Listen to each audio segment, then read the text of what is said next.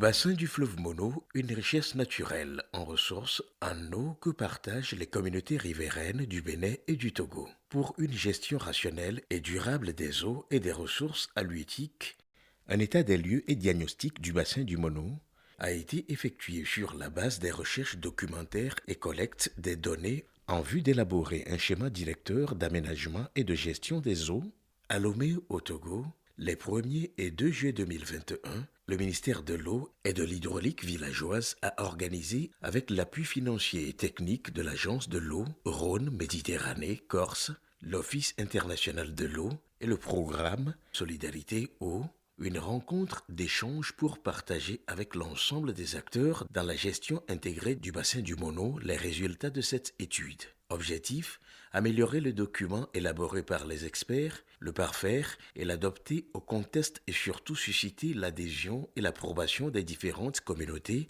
qui ont le bassin du Mono en partage. Ce comité de bassin côté Togo comme côté Bénin englobe en son sein les usagers de l'eau, les représentants du pouvoir central, les organisations de la société civile et l'ensemble des parties prenantes qui travaillent pour la mise en œuvre des ressources en eau dans le bassin du Mono. Il y a un consensus qui est dégagé. Le document prend en compte les changements climatiques qui figurent en bonne place dans les débats afin de trouver les approches de solutions idoines aux récurrentes inondations et sécheresses constatées dans les zones.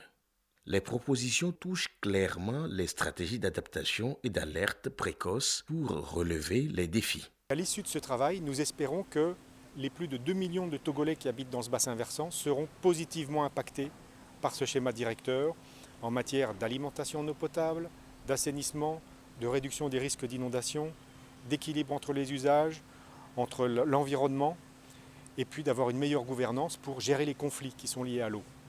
La gestion du bassin du Mono sera donc réglementée par les dispositions adoptées à Lomé et les communautés seront mieux situées sur leurs responsabilités individuelles et collectives dans l'exploitation du bassin afin d'éviter des conflits liés à l'eau. Il va falloir quand même qu'on respecte des dispositions menant à réduire par exemple la pollution des eaux.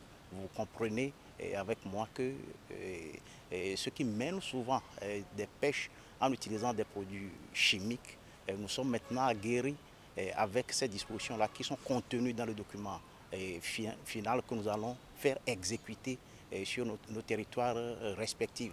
Autre chose aussi, il faut réglementer même la pêche d'une manière conventionnelle, d'une manière à ce que cela concourt au bien-être de nos populations. Les forêts riveraines, des cours d'eau, autrement dit du fleuve Mono, on va essayer de les protéger et au mieux même les renforcer à travers le reboisement. Ce schéma directeur, c'est un bon document qui, s'il est vraiment mis en œuvre de façon effective, peut contribuer à une bonne gestion des ressources en eau dans le bassin du Mono.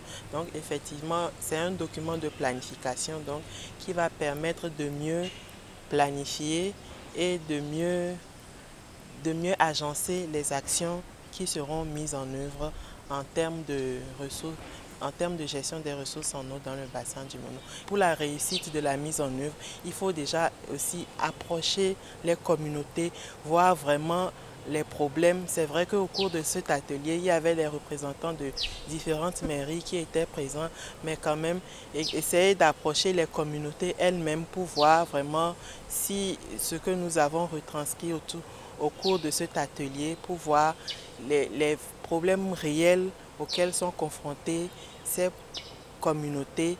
L'atelier de Lomé a accouché des grandes orientations stratégiques qui nécessitent à court terme une deuxième phase qui sera consacrée à la consolidation des acquis issus de la première. Là, on est sur une étape intermédiaire.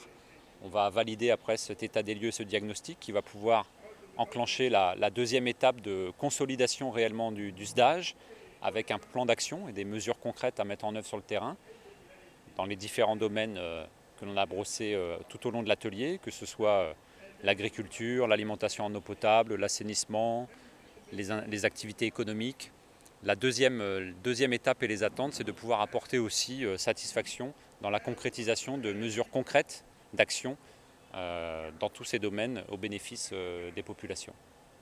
Le ministère de l'eau et de l'hydraulique villageoise du Togo s'est réjoui de l'aboutissement heureux de ces assises au regard des enjeux et défis sécuritaires et environnementaux qui s'imposent dans la gestion du bassin du Mono. Lorsque le schéma directeur sera donc finalisé et adopté, c'est sur une période de 6 ans. Une fois que le document est élaboré et approuvé, mais il s'impose à tous les acteurs, ceux qui interviennent dans le bassin, toutes les parties prenantes. Donc, quiconque veut mettre une activité doit s'assurer que vraiment que cette activité est conforme à ce qu'on a arrêté, ce que nous sommes tous convenus dans ce document-là. C'est pourquoi, dès le départ, tout le monde est impliqué. Les autorités togolaises ont réaffirmé leur engagement pour l'effectivité de ce projet. Le représentant du ministre, Adjama Afo Boni, a invité toutes les parties prenantes à s'investir individuellement et collectivement pour assurer une planification rigoureuse, durable et respectueuse de l'environnement. C'est en cela que les populations, celles des générations présentes et futures, tireront le maximum de profit pour assurer le développement socio-économique.